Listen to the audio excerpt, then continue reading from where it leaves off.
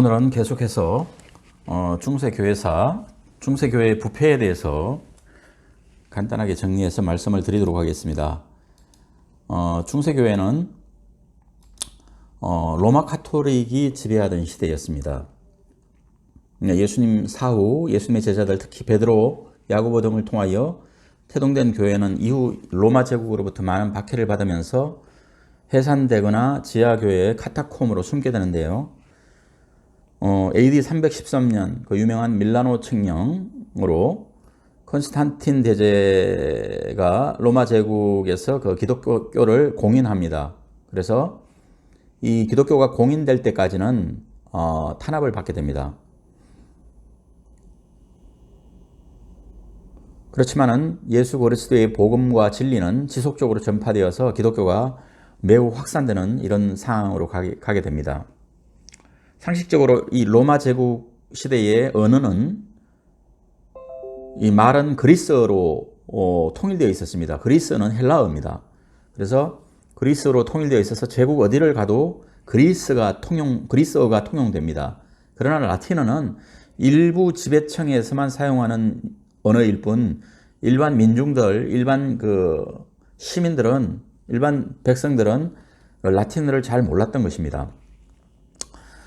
중세교회의 부패한 모습과 관련해서는 임경건 목사님의 세계 교회사 걷기 두란노에서 출간한 이 책과 이야기 교회사, 기독교 교회사 등을 참고했음을 말씀을 드립니다. 중세교회의 모습은 이렇습니다. 한번 상상하시면서 제 말씀을 경청해 주시기를 바랍니다. 실버 어르신 한 노인이 교회 구내로 들어와서 마리아 상 앞에서 성호를 걷고 서서 기도를 합니다. 남루한 옷차림에 매우 힘들어하면서 교회 구내로 들어와서 마리아 상 앞에서 성호를 걷고 서서 기도를 합니다. 먼저 예배 미사를 드리기 전에 고해성사를 해야 합니다. 그래서 고해성사를 위해서 고해성사를 할 수 있는 성당 앞에 작은 방으로 들어가서 사제에게 고해성사를 합니다. 이 사제는 조그마한 구멍으로 노인이 누구인지를 보아 알 수 있지만 그 노인은 사제를 알아볼 수가 없습니다.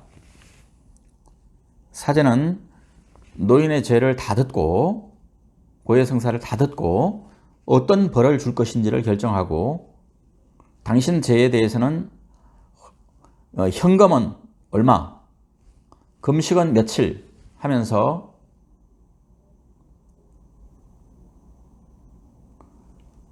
그 헌금과 금식을 했을 경우에 당신의 죄가 사하해질 수 있다라고 이렇게 선언합니다. 때로는 심한 경우 그에게 돈을 주고 면죄부 또는 면벌부를 판매하는 경우도 있었고, 고행을 강요해서 누워서 배로 예를 들면 몇 미터를 걸어야 된다든지 체벌이 가해지기도 하고, 말로 다 할 수 없는 고행을, 그래서 어떤 성자는 몇 년간에 걸쳐서 나무 위에 올라가서 살았다든지, 또 어떤 성자 같은 경우는 채찍으로 어쨌든 몇 달을 맞았다든지, 이런 형태의 그 스토리들이 중세교회는 분분합니다. 그것이 하나님을 향한 죄를 씻을 수 있는 방법이라고 생각했던 것입니다. 이 고해성사길을 나와서 곧이어서 진행될 미사를 위해서 성당 안으로 들어갑니다. 교회 성가대의 노래와 함께 미사가 시작됩니다. 종교개혁이 되기 전에는 회중이 다 같이, 지금은 교회에서 교인들이 다 같이 찬송가를 부르지만 당시는 중세에는 교회에 선발된 성가대, 중창단 외에는 찬양을 할 수가 없었습니다. 파이프 오르간의 엄숙한 반주에 그 웅장한 성당 안에서 성가대가 찬양을 합니다. 그 찬양의 내용은 하나님을 찬양하는 것과 더 중요한 것은 주로 성마리아를 칭송하는 노래들입니다. 모든 노래는 라틴어로 된 노래였고 이어지는 강론도 모두 라틴어로 진행됩니다. 그렇지만 노인은 라틴어를 모르기 때문에 그 내용을 알아들을 수가 없습니다. 그러나 몇 년에 걸쳐 진행된 미사를 통해서 몇 마디만 알아들을 수 있고 미사의 패턴만 알고 있습니다. 미사 군데군데 중창단의 찬송이 이어지지만 역시 라틴어로 되어 있어서 음률은 이해하고 그 분위기에는 쌓이지만 무슨 내용인지를 몰라서 이 노파는 매우 안타까워합니다. 이 성당의 강단 앞에는 제단이 차려져 있고, 제단은 오늘날의 성찬상 같은 것입니다. 제물인 빵과 포도주가 진열되어 있습니다. 사제가 빵과 포도주를 축복하면 그 순간 그 빵과 포도주가 바로 예수 그리스도의 몸과 피로 실제로 변한다고 하는 화채설, 이 화채설을 신봉을 하고 있었습니다. 당시 로마 가톨릭은. 그렇기 때문에 이 교회의 로마 가톨릭의 방침에 거부하거나 화채설을 부인하면 거두절미하고 목을 베거나 화형에 처해서 죽여버립니다. 많은 종교 개혁자들은 이 화채설을 부인했습니다. 그리스도의 십자가를 기념하기 위한 것이지 그 자체가 몸과 피로 변하는 것이 아니기 때문입니다. 이 노인은 줄을 서서 사제가 주는 아주 조그만 빵을 받아들고 기도하는 마음으로 먹습니다. 그러나 노인에게는 포도주는 따로 주어지지 않습니다. 왜냐하면 이 포도주는 지금은 성찬시에 빵과 포도주가 같이 제공이 되지만 이 당시는 포도주는 오직 사제들만 마실 수 있었습니다. 미사를 마치고 노인은 예배당을 나와서 건물 안에 있는 지하 순교자 유물실을 들어갑니다. 노인은 생각합니다. 그래도 일상적으로 쓰는 말이 있으므로 강론 내용을 알 수 있는 책이나 조그마한 기념품이라도 있으면 좋으련만 그런 것은 없음을 안타까워합니다. 노인은 항상 미사를 드리러 갈 때는 빈손으로 동전 몇 입만 가지고 갔습니다. 물론 오늘날과 같은 성경도 없고 찬송가 책도 없습니다. 당시에는 성경 자체가 귀했고 있어도 사제가 아닌 평신도는 감히 성경이나 토라에 접근할 수 없었습니다. 중세교회의 성경은 지금 우리가 보는 성경 66권이 아니라 모세의 율법이라든지 선지자들의 선지서, 보통 이사야서라든지 요엘서 같은 것들이 대부분이었을 겁니다. 그런데 그 성경조차도 한 권을 만들기 위해서는 이 사관들, 서기관들이 한 10달 정도를 필사를 해야만이 한 권을 만들 수 있었기 때문에 성경을 일반인들이 접근해서 소유하거나 소지할 수는 없었습니다. 그러니 사제는 강론을 하면서 얼마든지 자신의 얘기를 섞어서 강론을 하면서 신앙의 본질을 침해하는 내용을 시행을 해도 평신도는 무엇이 하나님의 뜻이고 무엇이 진리인지 알지를 못합니다. 사제들은 물론 그 사제들의 정점에는 교황이 있었습니다. 사제들은 그 성경을 임의로 조작하여서 성경의 내용을 만들기도 했습니다. 얼마나 우리가 행복한 시대에 신앙생활을 하고 있고 신앙생활을 할 수 있는가를 깨닫고 알아야 합니다. 그런데 사단의 전략은 풍요 속에서 신앙인의 본연의 순례자의 길을 잃게 만듭니다. 고난이 오면 신앙을 찾고 예수님, 하나님을 찾게 되지만 배부르고 등 따시니 신앙은 뒷전이고 세상의 향락에 빠지며 게을러집니다. 사단은 그 방법이 현대인에게 제대로 먹혀 들어간다는 것을 너무도 잘 알고 있습니다. 적당히 즐겁고 적당히 걱정하게 하고 영화에, 음악에, 무슨 트로트라든가 뮤직비디오, TV 드라마에, TV쇼에 온통 빠져들게 하고 사단의 메시지를 통해 크리스찬들을 오염시키고 병들게 하고 있습니다. 많은 크리스찬들이 재림 사상에 무뎌지고 신앙에 무뎌지고 더 매력적인 신앙이 있는 것 같고 생각해 보십시오. 이미 구약 성경의 시대에도 이런 유혹들은 많이 있어 왔었습니다. 그 미혹과 유혹이 지금 현대사회에는 더 세련되어지고 더 교묘해진 것뿐입니다.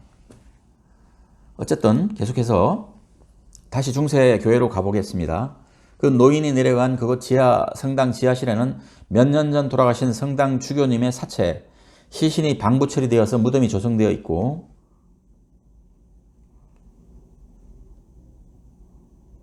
그분이 사용하던 유물이 보관되어 전시되어 있습니다.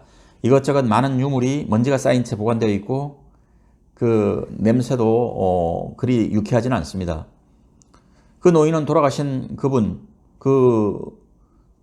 그 성당 주교님, 개인적 친분도 없고 잘 알지도 못하는 그분이지만 그분의 수년도 더 된 관 앞에서 간절히 기도합니다.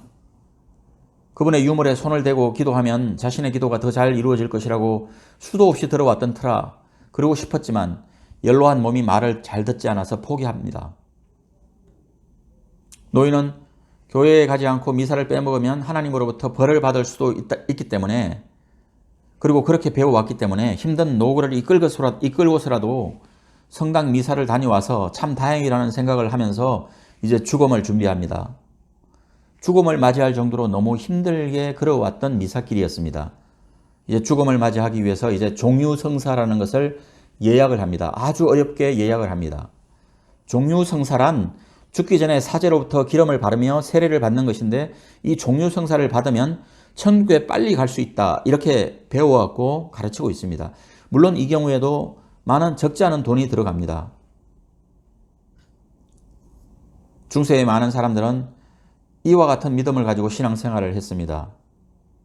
이 복음의 핵심인 예수 그리스도를 향한 믿음은 없었고 우상 숭배로 가득 찬 신앙을 소유했었습니다. 얼마나 불쌍한 사람들인지 모릅니다.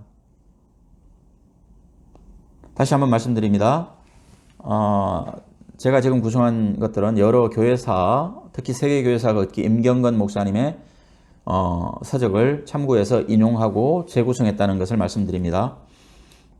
끝으로 이 말씀을 드리면서 마치고자 합니다. 사람은 반드시 한 번은 죽습니다. 어느 누구도 죽음 이후의 상황을 알 수 없습니다. 그러나 창조주 하나님의 말씀인 성경은 죽음 후에 반드시 하나님의 심판이 있음을 말씀하십니다. 이것이 바로 모든 인생의 마지막 재판입니다. 그 심판 때에 선 인간의 모습은 어떤 모습일까요? 법정에선 피고인의 두려움에 비교할 수 있을까요? 대답은 자명합니다. 영생과 영벌의 갈림길에서 누구에게나 마지막 심판이 기다리고 있습니다. 그래서 모든 인생은 반드시 법정에서처럼 진짜 변호인을, 인생의 변호인을 찾아야 합니다. 이 땅에 살고 있는 변호사는, 이 땅의 저 같은 변호사는 그의 능력에 따라서 소송에서 이길 수도 있고 질 수도 있겠지만, 어느 누구일지라도 피할 수 없는 절대 소송에서, 하나님 앞에 선 마지막 그 소송에서 절대로 영원히 피하지 않는 변호인이 딱 한 분 있습니다. 바로 죽음에서 부활하신 예수 그리스도이신 겁니다. 그 마지막 재판에서 우리 주님 예수 그리스도는 그를 믿는 우리를 변호하실 겁니다. 그가 바로 내가 십자가에서 구원한 나의 양, 나의 사랑하는 아들입니다. 그가 바로 내가 십자가에서 구원한 나의 양, 나의 사랑하는 딸입니다 하고, 그날은 누구에게나 반드시 오게 되어 있습니다. 그리고 그날이 언제가 될지는 알 수 없지만 깨어 믿음으로 준비해야 합니다. 지금 믿어야 합니다. 지금 교회에 나가야 합니다. 늦어지지 않도록.